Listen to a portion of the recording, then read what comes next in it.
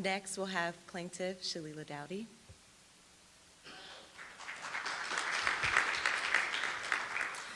Medgar Evers, Jimmy Lee Jackson, Vernon Dahmer, James Reed, Viola Gregg Luoso, Reverend Dr. Martin Luther King Jr., and so many more, are all civil rights activists whose death can be attributed to the fact that they chose to fight for voting rights, specifically on behalf of Black Americans. They stood 10 toes down, instilled fear in some, and pissed others off, all while remaining brave and having the courage to fight to make sure that Black people had a voice in this democracy that we call America. The Voting Rights Act was signed in 1965. I was not born. My mother was not born. But yet here we are 57 years later, still engaged in the fight for voting rights. Sometimes I ask myself, how is it that we're still fighting? You would think that after the passing of such bills as the Voting Rights Act, all would be well and we could rest and cease with the fighting. But what we are now in the American society, we are reminded that there are forces working against us. There are people who want us to have no significant role in how America is developed and shaped, and prefer for Black Americans to be silenced and not have any power. Throughout the years, there have been obstacles and voter suppression tactics put in our way to prevent us from voting, such as the fear of being lynched, having to pass literacy tests, having to recite the preamble from the Constitution, being asked how many bubbles are in a bar of soap, having to pay a poll tax, and so much more.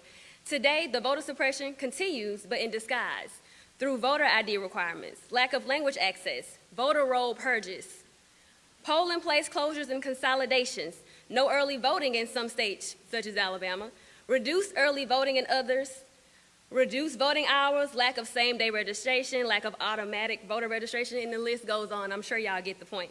But now we are faced, and we have always been faced, with the voter suppression tactic of gerrymandering.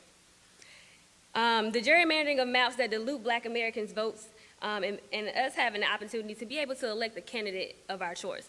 The outcome of Milligan versus Merrill will impact Black voters not only in Alabama, but throughout the entire southern states of America. This case will determine whether Black Alabamians will be heard or silenced. The case will determine whether Black communities will get the proper support and funding that is needed concerning health care, education, and infrastructure.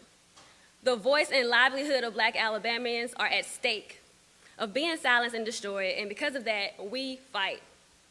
Elections allow voters to choose their leaders, but redistricting within Alabama have allowed elected officials to choose their voters. Therefore, redistricting and fair maps by itself is of the utmost importance. If the lines are not drawn fairly, voters are not able to go to the polls and make a fair and adequate vote.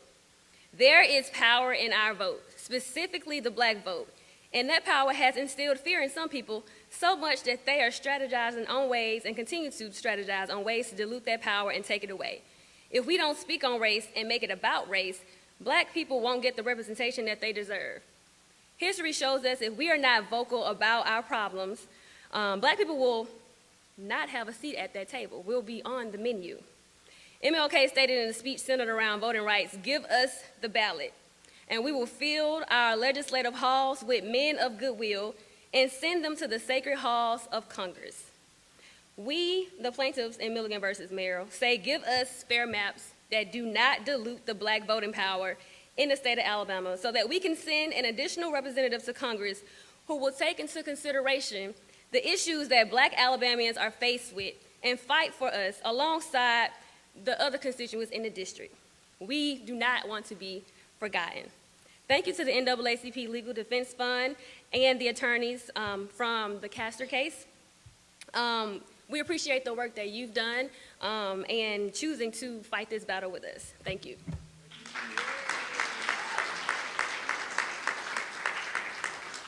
And to close out remarks,